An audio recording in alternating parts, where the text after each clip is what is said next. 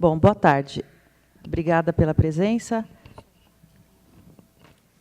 Eu estou trazendo um tema que é muito comum a gente encontrar, principalmente na clínica oftalmológica.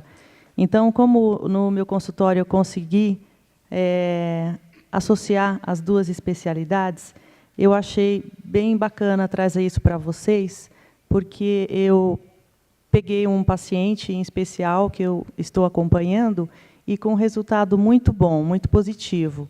Então, eu queria trazer essa experiência para dividir com vocês. Bom, aqui, segundo a medicina tradicional chinesa, a energia do céu, juntamente com a energia da Terra, vai produzir o que a gente chama de energia de nutrição, ou a energia Hong.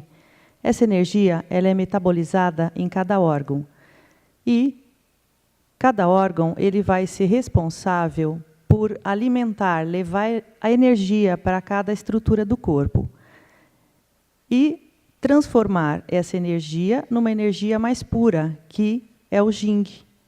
No caso do Jing sensorial, ele pode ser cuidar de várias estruturas sensoriais dos nossos sentidos. No caso do olho, o fígado que é o responsável por isso. Todo órgão utiliza uma quantidade de Jing e transforma esse Jing e utiliza para alimentar as estruturas, tanto o Jing anatômico, né, material, quanto o Jing imaterial. O excedente desse Jing é armazenado, estocado no rim. Então, veja que o fígado e o rim, eles são responsáveis pela região, né, dos olhos, assim como os outros, mas esses especialmente. Um diagnóstico topográfico é para mostrar a relação que o olho tem com vários meridianos, com os 12 meridianos que nós temos. Então, na região do olho, se exterioriza os meridianos. Deixa eu só voltar aqui um pouquinho. Na pupila, por exemplo, ele tem uma relação com a bexiga, e assim com o rim também. Na íris, com o VB. A conjuntiva, com o intestino grosso. As pálpebras, com estômago, o baço pâncreas. O ângulo medial, com o Ming-Men e o intestino delgado. O ângulo lateral, com o TA e o mestre do coração. Aqui, esse diagnóstico, só para ficar um pouquinho mais didático. Então, existem algumas alterações, às vezes, nas regiões palpebrais, que estão relacionadas com o baço, casos de ordelo, edemas de pálpebra. E aí você também te auxilia a um diagnóstico e um possível tratamento para esse paciente. Então, é um local de exteriorização dos 5 órgãos e das 6 vísceras.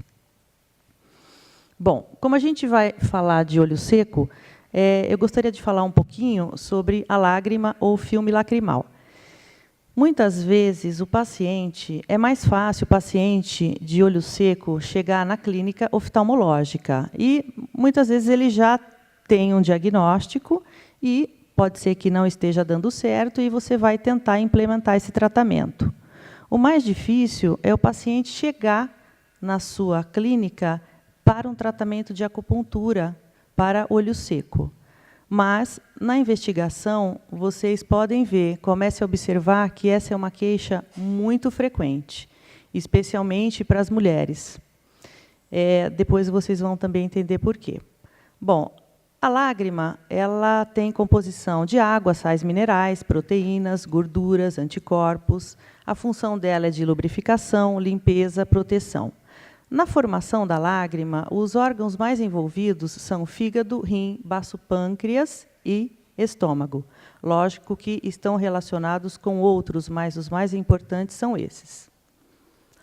Bom, a produção reflexa da lágrima, ela se dá pela parte da glândula lacrimal. Então, quando a gente chora, que tem um reflexo de um corpo estranho, uma irritação no olho, é a glândula que vai socorrer os olhos para tentar levar uma umidade maior ou expulsar um corpo estranho.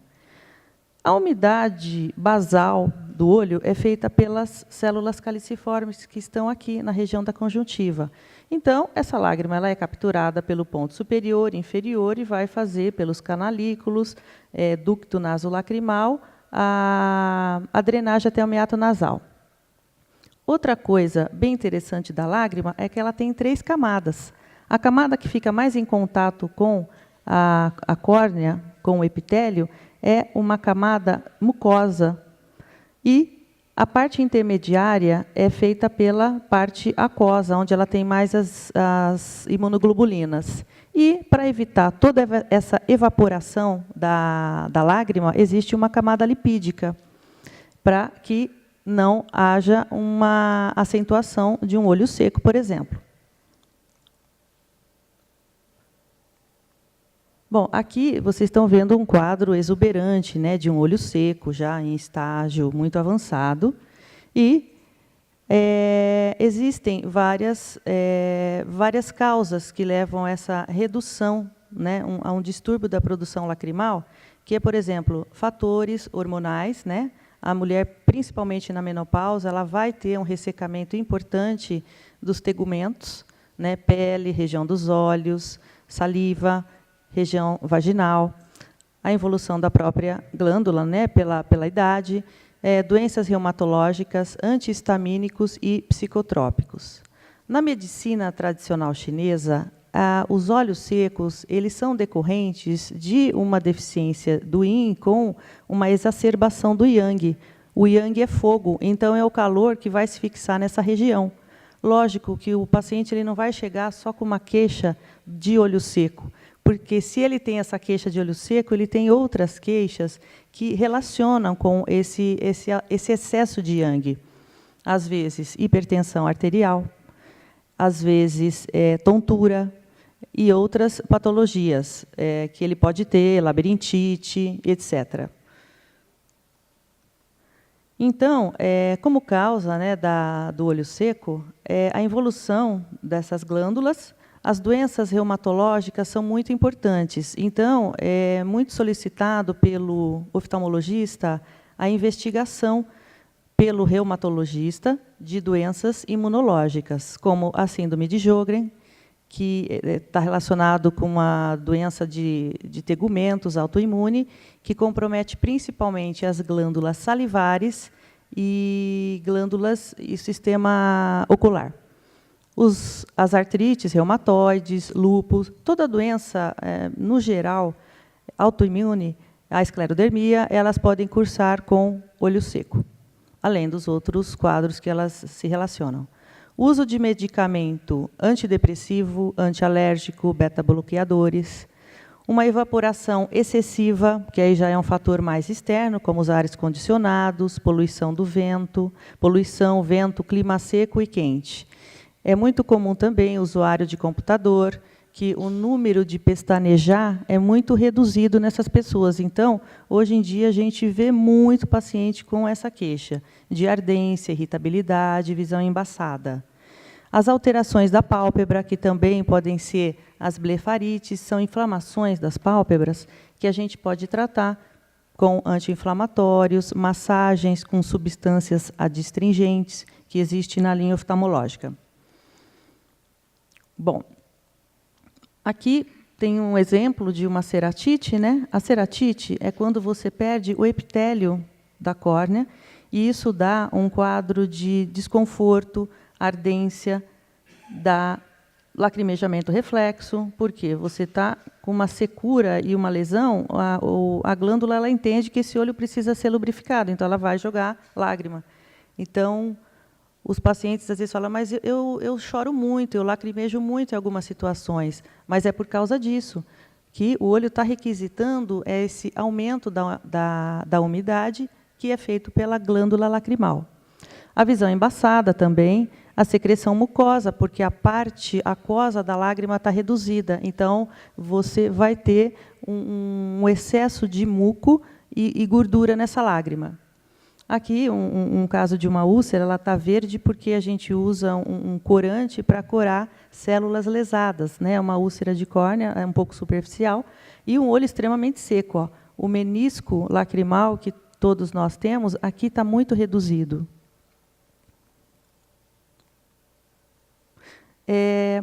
Então, esse é um teste de diagnóstico. O slide superior é a olho nu. Você pode usar o diagnóstico para fazer olho seco. Então, muitos reumatologistas encaminham para paciente para a gente avaliar. Então, eles pedem o teste de Rosa Bengala e o teste de Schirmer. É um pouco específico, mas eu estou assim, até acelerando, porque vale a pena ver isso aí, esses testes. Então, a fluoresceína ela vai corar a lágrima para você ter uma noção se o tempo de ruptura da lágrima está aumentado, se está normal, e também lesar células lesionadas. A Rosa Bengala também. Ele é um pouco ardido, é um colírio que arde bastante quando você instila. E você faz pela quantidade de pontos corados.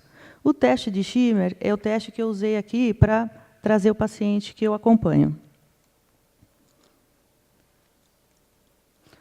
O teste de Schirmer consiste em são folhas de papel de filtro estéreis. Você tem aqui 2 papeizinhos milimetrados e graduados, e você coloca um em cada olho, na parte medial da pálpebra inferior, medial lateral. E o teste de Schirmer 1 é o teste que você pinga o colírio de fluoresceína para você tingir a lágrima para facilitar a medição. E você, sem o anestésico, você vai fazer essa medida após 5 minutos. E o teste de Schirmer 2, você utiliza mais a secreção basal, porque aí você pinga o anestésico, a pessoa tem menos reflexo do pestanejar. Bom, esse é um exemplo de um teste de Schirmer. Esse é um paciente que chegou também com uma queixa de cervicalgia, nucalgia, tontura e hipertensão. Infelizmente, essa paciente não deu continuidade porque ela se mudou, então ela não tinha queixa de olho seco. Mas investigando, e eu quis fazer o teste porque ela tinha um olho extremamente seco. Se vocês olharem aqui, a medida, aqui ele não consegue atingir 2 milímetros, e aqui não consegue atingir 4. Então, a leitura de um teste de Schirmer é feita da seguinte maneira. Ela é maior ou igual a 15 como uma secreção normal, entre 6 e 10 uma secreção diminuída, abaixo de 6 uma secreção debilitada. Então, essa paciente tem uma secreção extremamente debilitada. Isso é muito desconfortável. O paciente, eu já tive pacientes que chegou ao tratamento de acupuntura para enxaqueca. Não tinha um diagnóstico assim formal. Ela tinha uma enxaqueca, que ela veio referindo essa história, e usava uma caixa de migrane por semana. Curiosamente, eu comecei a investigar e ela tinha um quadro de olho seco, e comecei a tratar o olho seco da paciente. Ela, em 5 sessões, deixou de usar a medicação. Então, a gente pode ajudar muito esses pacientes, qualquer um. Então, vale a pena essa investigação, porque isso vai melhorar muito a vida dessas pessoas. Existe um algoritmo para tratamento que é mais feito na clínica oftalmológica, mas eu vou passar rapidamente. Então, o paciente que vem com a queixa de olho seco, irritação, não só olho seco, ele vem com uma queixa de irritação no olho e, às vezes, visão embaçada, e aí você fez um diagnóstico de olho seco. Você começa com orientação, reduzir a exposição do ar-condicionado, o tempo de exposição ao ventilador, e, se isso tudo não melhorar, você introduz lágrimas artificiais, higiene palpebral, que existem substância para isso. Um simples de se usar e barato é o shampoo neutro infantil, o Johnson's mesmo, que a pessoa faz a higiene da região dos cílios, fazendo uma simples esfregação na região ciliar. Isso tudo não resolveu. Então, a gente vai partir para lágrimas não conservadas, para lágrimas em forma gel, suporte nutricional. Hoje se usa bastante a linhaça, usa o ômega 3, que pode ajudar também esses pacientes com olho seco. Antibióticos que você pode usar localmente, como pomadas tópicas. E isso tudo ainda está persistindo o quadro, então você pode usar outros tratamentos, como câmara úmida, você coloca óculos tipo óculos de natação, para que aquele ambiente mantenha a umidade para esse olho. Isso é mais usado para aqueles pacientes que tiveram sequelas de paralisia facial e tem o lago oftalmo, em que o olho fica muito exposto. Isso dá um bom resultado, porque o piscar dele é ineficiente. E esse plug do canal lacrimal é interessante, também pode ser usado, é até bacana, mas ele pode se soltar. Eu vou mostrar o exemplo para vocês. E um olho seco grave, anti-inflamatórios sistêmicos, ciclosporinas diluídas, como forma de colírio, e enxerto de glândulas salivares. Isso pode ser usado, mas associado a outros problemas, tá? Como entrópios. Bom, esse aqui é um exemplo do plug. É um plug de silicone que você vai pegar com o aparelho e você introduz no ponto lacrimal inferior. Apenas em um ponto é suficiente para você ter uma melhora do quadro de olho seco, porque aí você mantém a lágrima mais tempo no olho. Do mesmo jeito que você pode fazer o procedimento cirúrgico, você só pega um cautério bipolar e você vai ocluir, queimando esse ponto, você oclui e a lágrima também fica mais tempo nesse olho. Isso pode ser revertido também. Bom, essa é a paciente que eu queria trazer para vocês. Esse foi um diagnóstico inicial. Ela veio procurando por conta do olho seco. Ela não conseguia ficar quase com os olhos abertos, ela piscava muito. Foi indicado, quem indicou essa paciente para fazer foi o filho, porque ele fazia acupuntura nela. Ele é um farmacêutico, mas ele tinha medo de usar os pontos na região da face. Então, ele pediu para que ela fizesse um tratamento com o médico. E ela começou a tratar. Então, o diagnóstico inicial dessa paciente, ela tinha, aqui no teste de Schirmer, olha, uma medição baixa, né? Uma produção lacrimal deficiente. E, na evolução do tratamento, na 10ª sessão, essa paciente já tinha essa medida, tá? Ela já passou a ter uma quantidade normal de secreção lacrimal, praticamente, e na 20ª sessão, ela tinha já esse desenho aí de felicidade, né? Porque essa paciente, ela ficou muito feliz com o tratamento e ainda ela continua fazendo, porque ela não quer interromper o tratamento semanal que ela faz. Quando ela foi na oftalmologista que ela acompanhava, a oftalmologista não entendeu o que ela estava fazendo, porque mudou muito a vida dela e a queixa. E eu quis que ela continuasse com a médica dela, com a oftalmologista, para a gente não misturar as sessões, né? Eu só estava fazendo tratamento com acupuntura. Essa paciente, ela não tinha só um olho seco, né? É uma paciente com tontura, hipertensão, dor na região da nuca e úlcera gástrica de difícil tratamento. Ela faz um tratamento para a úlcera do estômago há muito tempo, de difícil tratar. Bom, esses foram os pontos que eu usei na região da face. Então, aqui tem bexiga 1, bexiga 2, o VB14, o VB1. Muitas vezes, o acupunturista aqui não é oftalmologista, às vezes ele tem medo. Não existe nenhum problema de fazer o agulhamento do bexiga 1. Mas, assim, você pode usar agulha pequena de mão, só coloque o dedo na região acima aqui do globo, para vocês não terem medo de perfuração, e tomar cuidado com a artéria angular, né, que fica bem no canto aqui do nariz. E não há problema nenhum. Mas, se não quiserem também utilizar o bexiga 1, o bexiga 2 dá um excelente resultado também. Tudo bem? Então, o tratamento, de uma forma mais ampla, eu utilizei. Então, como o olho está seco, esse paciente ele tem deficiência de Yin e tem um excesso de Yang. Então, esse fogo ele está circulando e parando em vários locais. No olho, ele vai provocar o olho seco. Então, a gente tem que levar água. A gente tem que levar água para esse olho. Então, os pontos que são muito utilizados para levar são os pontos de bexiga, vesícula, que vão levar a umidade para a região dos olhos. E dão muito bom resultado. Os pacientes ficam muito satisfeitos. Então, os pontos utilizados aqui, eu utilizei todos esses pontos dessa paciente. Bexiga 1, bexiga 2, VB1, estômago 1, você pode usar o estômago 2 para o estômago 1. Às vezes, você pode usar 1, e eu coloco, às vezes, a agulha inclinada aqui, nessa região da pálpebra inferior, não há nenhum problema também. O VB14, o paciente olha reto para cima e você coloca um T-SUM 1,5 e faz na linha da pupila, olhando para os olhos. O bexiga 10, que são pontos que levam bastante água para a região dos olhos. O F3, VB14, que é a regularização, que normalmente o fogo, o yang do fígado está aumentado também.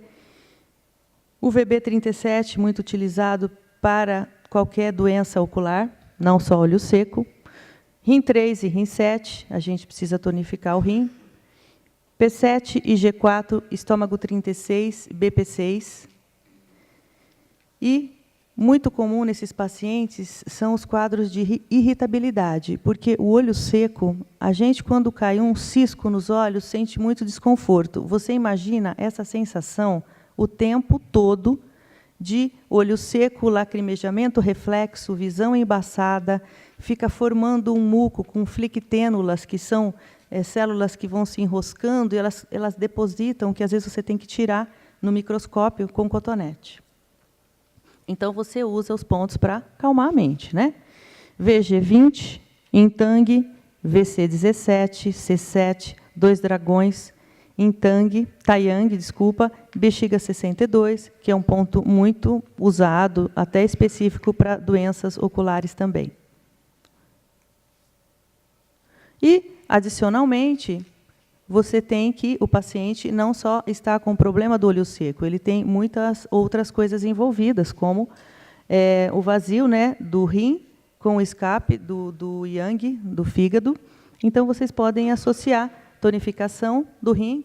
Ponto, todo mundo já falou bastante, mas é para entender mais ou menos a ideia como a gente deve tratar esse paciente.